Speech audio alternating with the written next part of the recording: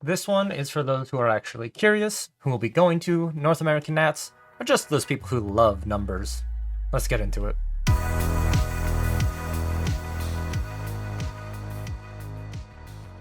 Welcome everyone! I have a very special video here. I try and make these every year for Nats. This is going to be the second one. We are going to do something a little bit different. Going to be me talking, of course, but we're going to be going over the Nationals meta and what to expect if you are heading to the North American Nats. This is purely just number basis, and then I'll be throwing in some of my opinion, but hopefully you can use this as a guide to go ahead and know what to prepare for, what to play, or even what to expect to even see at all if you are going to Nats. And if you're just a viewer, now you know more about the decks that we're going to be seeing, and I think that is going to be cool. Now, without further ado, let's jump into those funny little numbers we have here for us. Whoa, I am over here now. And overall, we've had 3 Nationals happen: OCE, SEA, and EU Nats, with a total of 452 players in those 3 Nationals. Here we see in this pie chart I'm sitting in the breakdown of Nats. So, as you can see, probably the most represented deck between all 3 Nats is Fractal, sitting at 17.9%, which of course is the boogeyman of this set. A lot of people think it's one of the best decks out here, and it's been going through a lot of iterations. I know a lot of changes here, and you know, just a little quick example here. I'm just going to transition to a couple of decks here on screen. We see True Champion Cabin's most recent list, and then let's just compare it to some of the earlier lists like Ascent Seattle. And here you can see clearly both decks very different as the metas progress, so has the decks, and these players are really working their butts off to go ahead and make sure they stay competitive in that current format. And of course, with the introduction of the new Proxies Vault card, Fire Aggro got a little bit of pickup, and this kind of just encompasses Fire Lorraine, Fire Guoja, Fire Xander, just anything that's red and fast. All going to be put into that category because they do the same thing. They want to win turn 1, turn 2, turn 3, and that's about it. So very interesting here breakdown. I'm very surprised personally myself seeing those Wind Allies at 14.4%. Usually that's something you don't hear about, but I know they did have a sort of favorable matchup into Fractals during the Seattle time, and maybe the players are making some adjustment. It may just be a comfortability thing as well. So keep in mind of these numbers here, and just, you have percentages on screen. I have the hard stats. So the Fractals are 81 Fractal decks out of 452 players. And then we're looking at Fire Aggro at 77, Wind Allies at 65, and then Genbu 37, Umber Assassin 54, Astra 30, Seryu 27, and Luxem Assassin 39. Keep these number of decks in mind as we progress, because the important thing in Nationals is you want to make day 2. So the important thing is what makes day 2 most consistently. And there's actually a thing that players look at is called a conversion rate. I believe I did all my math correctly, and if it is wrong, go ahead and let me know in the comments down below. But we're going to look at the conversion rate of all the decks from day 1 into day 2. So let's take a look here real quick. So day 2, total of 90 players have made it out of the 452. Once again, this is between all 3 national events. And now we can sort of see the percentage breakdown. And it's like right over here, Fractals is no longer the most represented deck on day 2, which is crazy. If the deck is so strong, it should be able to have a high conversion rate. But the thing is, so many people are on that deck and don't know the matchups 100%, or they just run into some matchups that may be really bad, that it actually leads to a lot of these Fractal decks not making it to day 2, and only the players who had the best run, which is like the better matchups, because that also determines how well you do in a tournament, honestly. You know, it does boil down to skill 100%, but sometimes you just get very lucky on really good matchups, and if you play them properly, you'll be fine. But yeah, so you'll notice a lot of top players who are on Fractals will consistently make day 2 because they know these matchups and know how to pilot the deck. Wind Allies, once again, right over here, is the most represented along with Genbu in day 2. So I really like that. But let's look at the conversion rate for Wind Allies actually here. And Wind Allies has a 23% conversion rate, which is honestly a lot lower than you would expect just seeing the percentages comparing to day 1 and day 2. The highest conversion rate that like shocked me is Genbu. Genbu sitting at 40.5% of the decks that convert from day 1 to day 2 is crazy. So just for the numbers there, out of all the day 1 events in Nats, there was 37 Genbus. Day 2, 15 of those Genbus made it through. It's a really good conversion rate for all those Genbus. And of course, it's per event. You know, it may not be like EU Nats may have not had any Genbus make day 2, but if like OCE Nats had all the Genbus make day 2, it's the reason this is more of a broad spectrum of Nats in general. And it's just really cool to look at. Followed up by Genbu, we do have Luxem Assassin, which is a notorious deck that is very good into fractals. I know a lot of people are liking that matchup. It's like a 60-40 Luxem's favor, and a lot of the times, from what I understand, is fractal players are just willing to be on fractals because if their only losing matchup really is Luxem and it's not even that bad of a matchup, they can easily cheat wins, steal wins from Luxem players and knock them out. And then, of course, we touched on it. The next one is Wind Allies, and then Fractals with the 17.2. And then we got Astra, dude, not doing quite bad, matching the Tristan. Tristan's sort of really fallen out of favor, especially because we saw her doing quite well earlier on in the season, and then people started running in the sideboard cards of Staggering Strike, and a lot of things that are really hurting Tristan in what really makes the engine go. Staggering Strike prevents you from drawing your cards at level 2, early slice and dices, and just getting those mastermind schemes rolling. But not too surprising on day 2s. We do see the big contenders here with Fire Aggro, Fractals, Wind Allies, and then Luxem, and then everything else is here. I'm gonna take a note because I know what's coming up next, but Seiryu. Seiryu is one of those decks that the Turbo Seiryu, you just go into Seiryu as fast as you can, and it's really hard for certain decks to deal with, but I feel like there's a cap to this deck. It can only get you so far, especially when you start to get into those like higher end matchups. And you're gonna notice that exactly here when we go into our top 8 cut.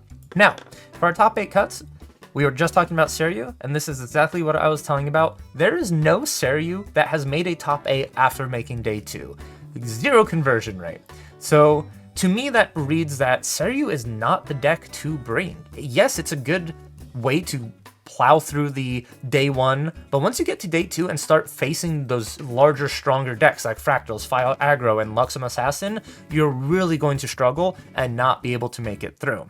And top 8's actually surprising, because we see here 50% of your day 2 Fractals make it into top 8, which is a nutty example. So that's just day 2, 14 Fractal decks. Top 8, 7 Fractal decks have made top 8, which the consistency, that is why this deck is so good. You have top players on a deck that is just consistent, and that is why they're able to put these numbers that they have. Wind Allies horribly falling off as well. We only see 4.2% of the meta share on top 8 decks, and that's because only one Wind Ally deck has even made it into top 8 after making day 2, and that Wind Ally deck was actually Hanky, who won EU Nats.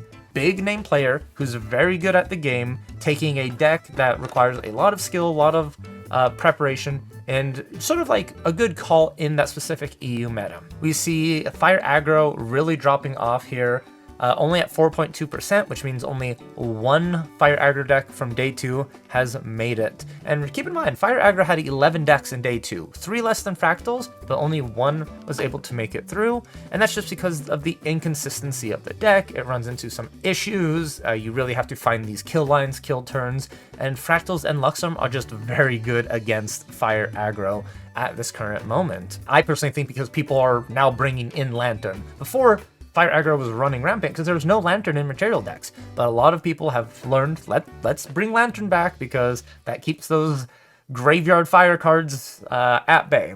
And then we have an other percentage, which is only about 2 decks. Other just means decks that don't fit these main categories. So like you would look like a Crux deck or like a Tony deck, Water Allies, things like that, that weren't a huge representation or didn't have a large part of the meta share. And then Genbu, Assassin, and Astra. And wow, Luxem with 33%. That's 8 Luxem decks that make top 8. And I believe, if I remember correctly, 2 of the Luxem decks were second place in OCE and SEA. Not 100%. Or maybe even 3, because I believe Hanky played against Luxem. I forgot to double check my math there. My apologies. But yeah, so this is a really cool thing. The conversion rate of this, we're looking here, Luxem Assassin with the highest conversion rate from day 2 with 61.5%. And then a Fractal followed by 50. Astra with a very surprising 40 double %. And then Genbu with a 13.3%. All in all, from really what I could tell here, is just you really want to play a deck that you are comfortable with. And in this current metagame, it's about what do you want to lose to? What are you comfortable in matchup-wise that you could say, I could outplay this, it's not a complete blowout, I'm able to fight back enough to try and get a win rather than it being a total complete loss. And it's really the Fractal deck, Fractal Dao-Chan, Luxem Assassin, and Fire Aggro, and Genbu is what I'm seeing as those 4 decks that are just, you know, probably your best odds. It's sort of a weird I win to you but lose to you sort of metagame. I really think Fractal's only terrible matchup is Luxem. Yes, Fire Aggro Xander is really tough for Fractals, but if that player plays it right, draws the right cards, I think they can easily turn it into like a 60-40 or just make it closer. You know, not winning, but as long as it's close, you take those odds. Luxem Assassin, once again, just has really, really good odds. I really enjoy watching how people navigate it. And plus, that's a deck that's really hard to play for long periods of time. So players who pilot it 8 hours day 1, 4 hours day 2, all into top 8, it's draining. So really impressive that a lot of these players are able to make that top 8 cut after those long days, just because it's very rewarding once you do stabilize on that deck and you can just take over the game. Without further ado, my official tier list, and it's gonna appear on the screen right over here. You say the number 1 deck to bring to North American Nationals, knowing all this information, is going to be a little drum roll. We're gonna go ahead and put Fractals, Dao-Chan Fractals at number 1.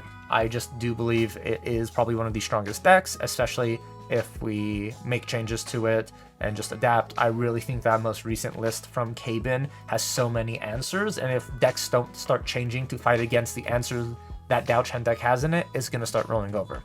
My second choice to bring into Nationals will be Luxem. I actually am a really big fan of the hybrid Luxem, the ones that sideboard wind, but are main fire. So you just have like a Serene Spirit sideboard of wind, you have Scatter Essence, things like that, Ensnaring Fumes, just because if you come into a bad matchup like against Genbu, you can easily go into wind and have answers just like that. And then my third deck I think you should consider bringing would be Genbu.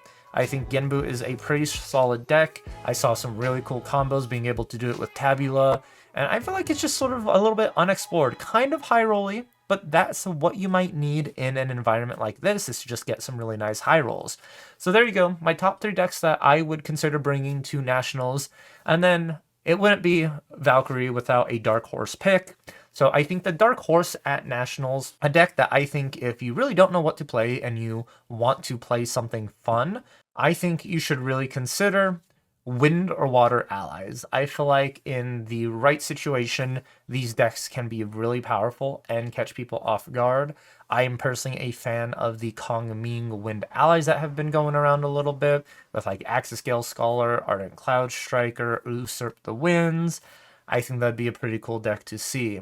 But everyone, I'll be rooting for you at Nationals. Unfortunately, I won't be making it myself, but I will be watching you all. And of course, there'll be a video after Nationals talking about if I was correct. Who doesn't want to know if I was correct? Anyways, all, thank you so much and have a wonderful day.